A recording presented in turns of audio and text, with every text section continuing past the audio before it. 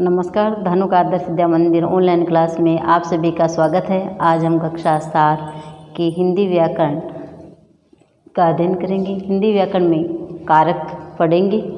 अब शुरू करते हैं। कारक की परिभाषा कारक की परिभाषा है कि संज्ञा या सर्वनाम के जिस रूप से उसका संबंध क्रिया के साथ जाना जाता है उसे कारक कहते हैं। एक बार फिर देखें कि संज्ञा या सर्वनाम के जिस रूप से उसका संबंध क्रिया के साथ जाना जाता है उसे कारक कहते हैं। कारक के भेद। कारक 8 प्रकार के होते हैं। इन कारकों को विभक्ति भी कहते हैं।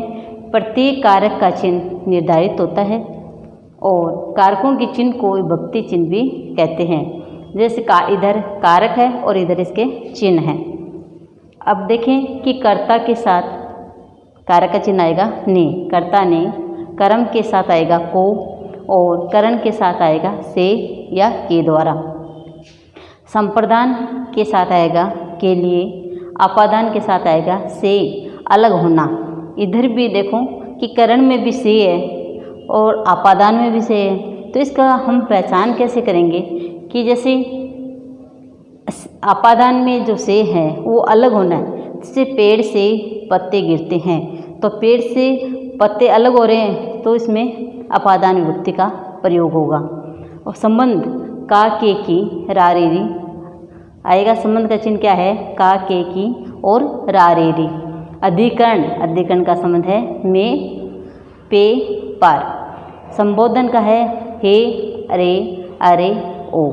एक बार फिर देखें कि कारक 8 प्रकार की होती है और ये इनके अलग अलग चिन्ह निर्धारित हुए हैं। जैसे कर्ता ने कर्म को करण से के द्वारा संप्रदान के लिए, आपादान से संबंध का के की रा रे री, अधिकरण में पे पर, संबोधन हे रे अरे ओ। अब ये कारक के चिन्ह हो गए। तो परिभाषा में क्या है कि संज्ञा या सर्वनाम की जिस रूप से उसका संबंध क्रिया के साथ जाना जाता है उसे हम कारक कहते हैं। चिन्हों को पढ़ा है कि अब कर्ता में ने का चिन्ह है। कर्ता में है ने का चिन्ह, तो कर्ता कारक में चिन्ह है ने का। तो संज्ञा या सर्वनाम के जिस रूप से क्रिया के करने वाले का बोध होता है उसे कौन सा कारक कहते हैं? कर्ता कारक कहते हैं। उसे कर्ता कारक कहते हैं।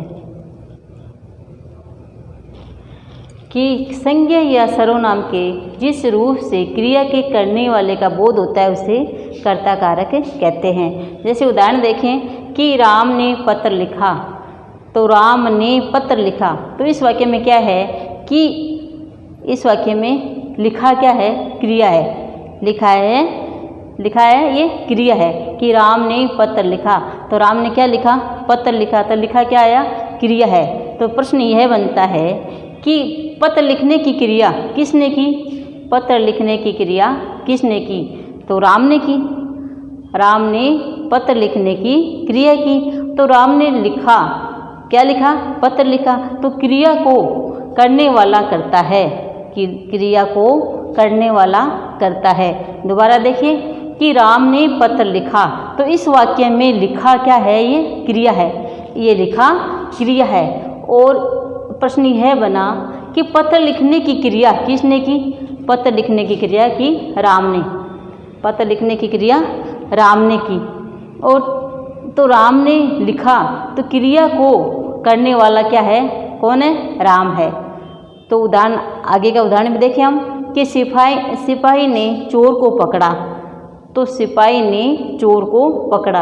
तो यहाँ कर्ता कौन है? सिपाही। और क्रिया क्या है? पकड़ा। तो राम ने, तो प्रश्न यह बना इस वाक्य में कि सिपाही ने क्या क्रिया की? कि चोर को पकड़ा। तो इसमें क्रिया क्या आई? पकड़ा। अब अगला उदाहरण है, कृष्ण ने कंस को मारा। कृष्ण ने कंस को मारा। तो यहाँ कृष्ण ने कौन सा कारक हुआ? कर्ता कौन है? कृष्ण है। और क्रिया कौन सी है? मारा। तो यहाँ क्रिया का बोध कराने वाला कौन है? कृष्ण है। तो कृष्ण क्या हुआ?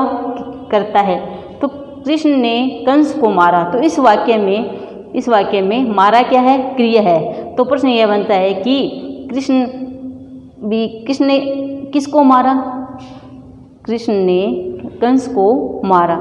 तो प्रश्न यह बना कि कृष्ण ने कंस को मारा। तो मारा क्या बना?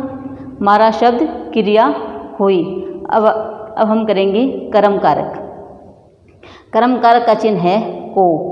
तो वाक्य में प्रयुक्त जिस शब्द पर कर्ता द्वारा किए जाने वाले कार्य का फल पड़ता है उसे कर्म कारक कहते हैं। वाक्य में प्रयुक्त जिस शब्द पर कर्ता द्वारा किए जाने वाले कार्य का फल पड़ता है उसे कर्म कारक कहते हैं। तो राम ने रावण को मारा।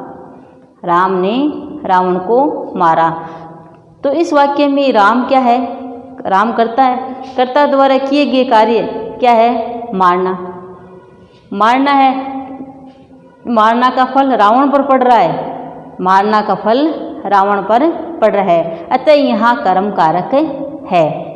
दोबारा देखें कि इस वाक्य में उदाहरण कि राम ने रावण को मारा। तो इस वाक्य में राम क्या हुआ? करता है। कर्ता द्वारा जो कार्य किया गया, क्या कार्य किया गया? मारने का। किसको? रावण को। तो इसका फल किस पर पड़ रहा है? रावण पर पड़ रहा है। अच्छा, रावण यहाँ कर्म कारक है। अब राजू बाजार गया। राजू कहाँ गया? बाजार गया। तो इसका फल किस पर पड़ रहा है? बाजार पर पड़ रहा है। पिताजी पुस्तक ले गए। तो कर्म क्या है? पुस्तक है। पिताजी क्या ले गए? पिताजी क्या है? करता है। और पुस्तक क्या है? कर्म है। तो इसका फल किस पर पड़ा? पुस्तक पर पड़ा। राम पुस्तक पढ़ता है। तो राम क्या पढ़ता है? पुस्तक पढ़ता है। तो कर्म क्या हुआ? यहाँ पुस्तक। करण कारक का चिन्ह है से के द्वारा। कर्ता जिसकी सहायता से क्रिया करता है। कर्ता जिसकी सहायता से क्रिया करता है उसे करण कारक कहते हैं। उदाहरण देखें कि राम ने कलम से पत्र लिखा। राम ने कलम से पत्र लिखा। तो राम ने किसकी सहायता से पत्र लिखा? राम ने किसकी सहायता से पत्र लिखा? कलम की सहायता से। राम ने कलम से पत्र लिखा। तो राम ने किसकी सहायता से पत्र लिखा? कलम की सहायता से। तो यहाँ से कर्ता जिसकी सहायता से क्रिया करता है। कर्ता जिसकी सहायता से क्रिया करता है उसे करण कारक कहते हैं। मैंने अभी बताया कि राम ने कलम से पत्र लिखा। तो राम क्या है? करता है। और वह किसकी सहायता से पत्र लिखता है? कलम से। तो यहाँ करण कारक होगी विभक्ति, मतलब विभक्ति भी कैसे कह सकते हैं, तृतीय विभक्ति होगी या करण कारक या से के द्वारा होगा।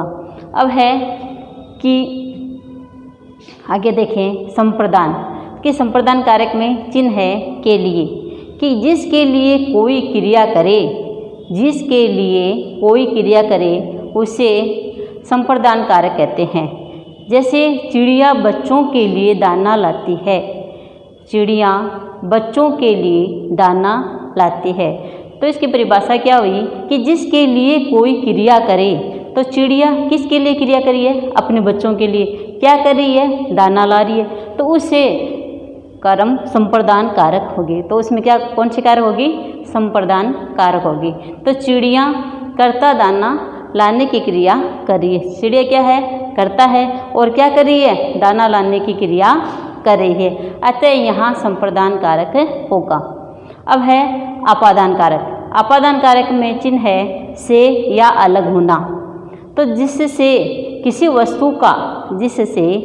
वस्तु का अलग होना ज्ञात हो उसे क्या कहते हैं? अपादान कारक कहते हैं। कि जैसे आप लोग समझ रहे होंगे, आप भ्रमित ना हो कि इसमें कर्ण में भी से है और इसमें अपादान में भी के हैं। तो कर्ण में क्या है कि जिसकी सहायता से कर्ता जिसकी सहायता से क्रिया करता है उसमें क्या होगा? कर्ण होगा। और जिससे अलग होना भाव होगा, अलग होने का भाव होगा उसमें अपादान कारक होगा कि जिससे किसी वस्तु का अलग होना ज्ञात हो, उसे अपादान कारक कहते हैं। जैसे पत्ते पेड़ से गिर रहे हैं, पत्ते पेड़ से गिर रहे हैं, तो पत्ते गिर रहे हैं किससे, कहाँ से गिर रहे हैं, पेड़ से, कि पत्ते पेड़ से गिर रहे हैं, तो पत्ते कहाँ से गिर रहे हैं, पेड़ से गिर रहे हैं। तो यहाँ पेड़ से अपादान कारक है, पेड़ से किसे, कौन सी कारक है, अपादान कारक है। अगले कारक है संबंध कारक, कि चिन्ह है इसके का, के, की, रा, रे, री, और इसकी परिभाषा है संज्ञा या सर्वनाम के उस रूप को जिससे उसका किसी वस्तु या व्यक्ति के साथ संबंध का बोध होता है, उसे संबंध कारक कहते हैं। दोबारा देखें कि संबंध कारक किसे कहते हैं, कि संज्ञा या सर्वनाम